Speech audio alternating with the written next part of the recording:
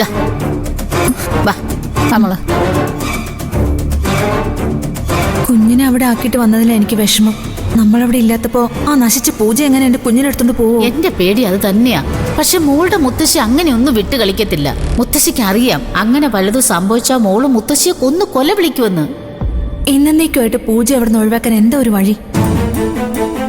അതാ ഇനി നമ്മൾ വളരെ സീരിയസ് ആയിട്ട് ആലോചിക്കേണ്ടത്. ആലോചിക്കാൻ പ്രത്യേകിച്ച് ഒന്നുമില്ല. എന്റെ മനസ്സ് പറയുന്നു അധികം താമസിക്കാതെ അത് നടക്കുമെന്ന്.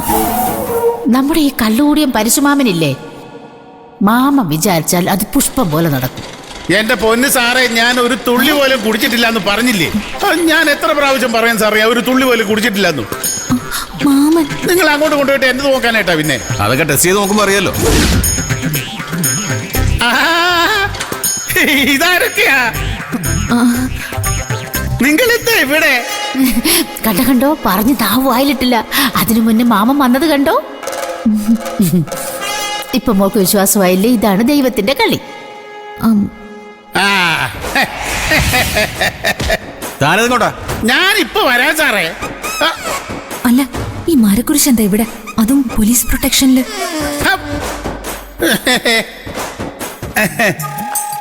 ഇത് ഭയങ്കര സർപ്രൈസ് ആയി പോയല്ലോ.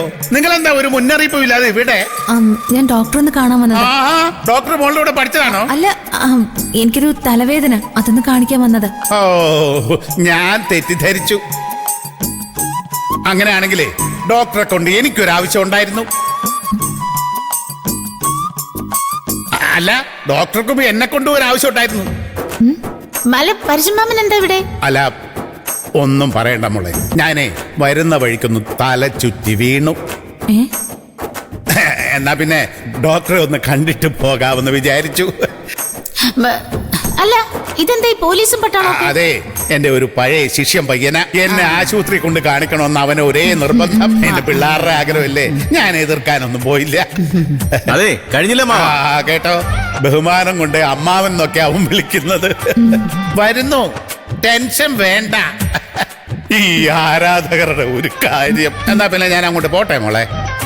പാവം, അവന് പോയിട്ട് തിരക്കുണ്ടായിരിക്കും. പോട്ടെ മോളെ. ശരി മാമ.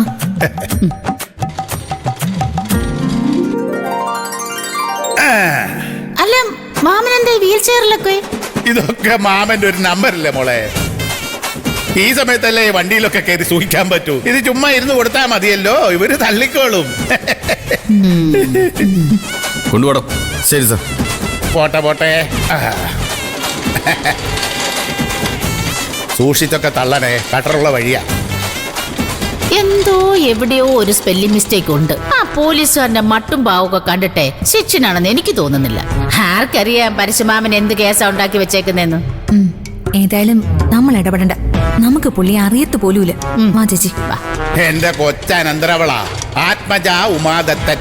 അവളുടെ പേരിന്റെ കൂടെയുള്ള ഈ ഉമാദത്തൻ ആരാണെന്ന് അറിയാവോ? Police superintendent Umadathan IPS.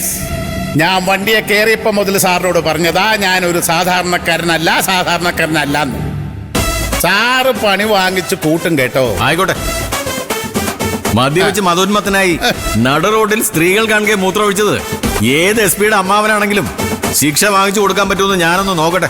അയ്യോ എന്റെ പൊന്ന് സാറേ, ഞാൻ അങ്ങനെ ഒന്നും ചെയ്തിട്ടില്ല. ആ പെമ്പിള്ളേര് വെറുതെ പറഞ്ഞുണ്ടാക്കിയതാ. സത്യമായിട്ട് ഞാൻ ഒരു തുള്ളി പോലും കുടിച്ചിട്ടില്ല. അതൊക്കെ നമുക്ക് ആൽക്കഹോൾ ടെസ്റ്റ് കഴിയുമ്പോൾ അറിയാലോ. വീണ്ടാതെ കൂടെ വേണം. വൃത്തികേട് കാണിച്ചതും പോരാ, പിന്നെ ഡയലോഗും പറയുമ്പോ അറിയാത്ത പിള്ള ചൊറിയുമ്പോ അറിയും. സിസ്റ്ററെ സുഖല്ലേ? എടോ മിണ്ടായിരിക്കാൻ തന്നോടല്ലേ പറഞ്ഞേ? ഒരു പരിചയക്കാരെ കണ്ടാ മിണ്ടാൻ പോലും